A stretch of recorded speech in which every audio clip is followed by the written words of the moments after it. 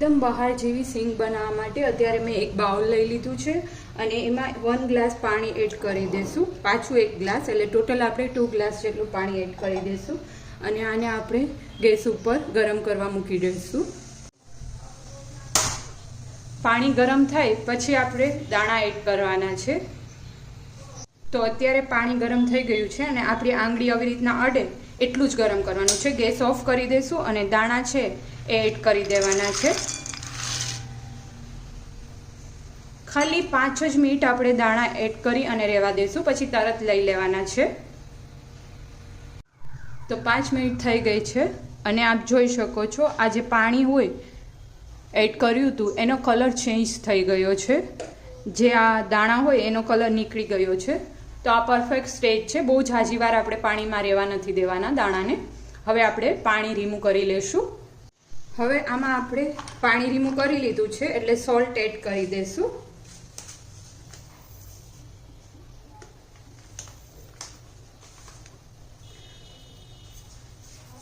ખાલી કોટ થાય એટલું જ સોલ્ટ એડ કરવાનું છે, દાણા કોટ થઈ જાય એટલું। આપણે જ્યારે પાણીમાં દાણા એડ કર્યા હતા ત્યારે નમક એડ જ નહોતું કર્યું, અત્યારે જ એડ કરવાનું છે। તો પરફેક્ટ કોટ થઈ ગયા છે। અત્યારે મેં 2 ટેબલસ્પૂન જેટલું સોલ્ટ એડ કર્યું છે। હવે એક પેન લઈ લેશું, ગેસ ઓન કરી દઈશું અને એમાં નમક એડ કરી લેશું। અત્યારે આપણે સોલ્ટમાં જ સિંગને શેકવાની છે, જે દાણા રેડી કર્યા છે એને આપણે નમકમાં જ શેકીશું। જો તમે રેતીમાં શેકશો તો એટલો ફાઇન ટેસ્ટ નહીં આવે। બહાર જે શેકાતી હોય છે સિંગ એ નમકમાં જ શેકતા હોય છે અને બહુ જ ફાઇન બની અને રેડી થશે। આ નમક તમે બેકિંગ માટે બી પછી લેટર યુઝ કરી શકો।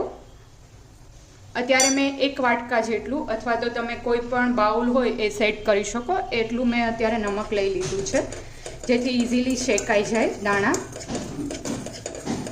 થોડું એવું ગરમ થાય નમક પછી આપણે એમાં દાણા એડ કરીશું।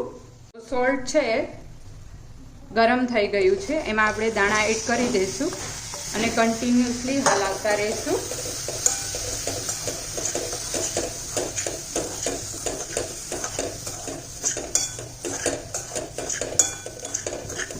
ગેસનો ફ્લેમ મીડિયમ રાખીશું।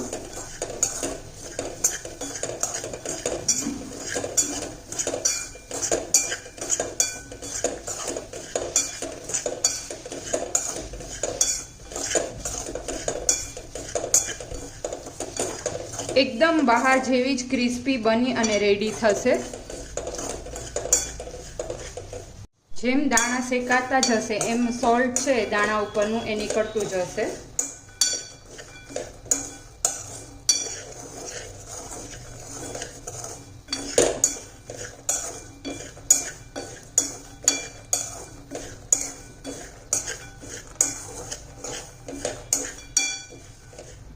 અને આપ જોઈ શકો છો કલર બી ચેન્જ થઈ ગયો છે। તો અત્યારે આપ જોઈ શકો છો કલર ચેન્જ થઈ ગયો છે। તો આપણે ગેસ ઓફ કરી દઈશું અને સિંગ રીમૂવ કરી લેશું। એના માટે ઇઝીલી તમે કેવી રીતના નમક કાઢી શકશો, તો એના માટે આવી રીતના જારો લઈ લેવાનો। તળવા માટે આપણે જે યુઝ કરીએ છીએ એ, એટલે જે નમક હશે એ નીકળી જશે અને સિંગ ખાલી આવી જશે જારામાં। એક દાણો આપણે લઈ લેશું અને એને રહેવા દેશું। પછી થોડી વાર રૂમ ટેમ્પરેચર ઉપર આવે પછી ચેક કરી લેવાનું, જો તમને ના સમજાય તો। આપ જોઈ શકો છો ઇઝીલી રિમૂવ થઈ જાય છે। તો આ પરફેક્ટ થઈ ગઈ છે સિંગ। હવે લઈ લેશું એક બાઉલમાં। તો રેડી છે, એકદમ બહાર જેવી જ ક્રિસ્પી સિંગ બની અને રેડી થશે। આપ બી આ રેસીપી ટ્રાય કરજો અને મને કમેન્ટ કરી અને જણાવજો તમને મારી રેસીપી કેવી લાગી। Thank you for watching my video.